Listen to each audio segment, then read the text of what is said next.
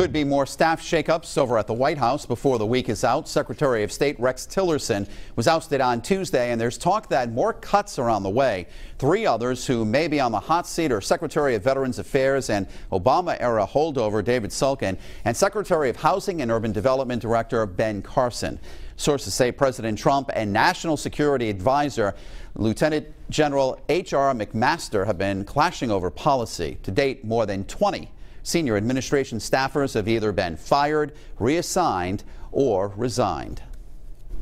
Eyewitness News Analyst Lt. General Reginald Centracchio joins us now in studio to talk about the transition. Are you surprised that Tillerson is out? I'm surprised it's the timing of it. Just before the talks with North Korea, I would think that it should have been afterwards, given that there's no agenda, there's no set script for this, and I was surprised. I wasn't absolutely surprised that it would take place eventually, because there have been some disagreements between the president and Tillerson. Now, President Bush, President Obama, each had two, not including the transition secretaries of state. What kind of a message does this send other countries? I think the other countries, there's a concern. They're not sure that once you have a Secretary of State that makes policy or establishes an agreement with other nations, especially our allies, that they can depend on that the next time you get a different Secretary of State in. So I think there's some concern out there, and I think that this will be leveraged certainly by our adversaries such as North Korea and Iran.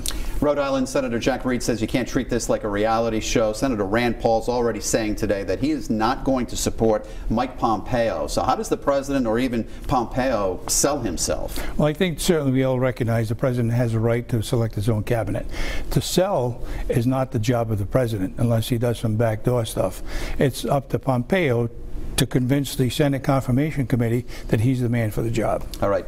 There's supposed to be talks with North Korea. Nothing is set in stone. Credibility comes into play here with those talks? Absolutely. This is the first time we have the heads of state meeting, no agenda, no conditions, and we'll all be obviously surprised to see what comes out of this. But back to Tillerson for a minute and the Secretary of State, they're just going to be bystanders at this particular event. The president and the leader of North Korea, Kim Jong-un, will be those talking to each other. I'll be really amazed to see what comes out of it, if anything. And real quickly, General, does this affect the troops at all? Troops will do whatever they're ordered to do and whatever they do. They may not like it, but they're soldiers and they'll take orders and accomplish the mission. All right, General, thank you for your thoughts.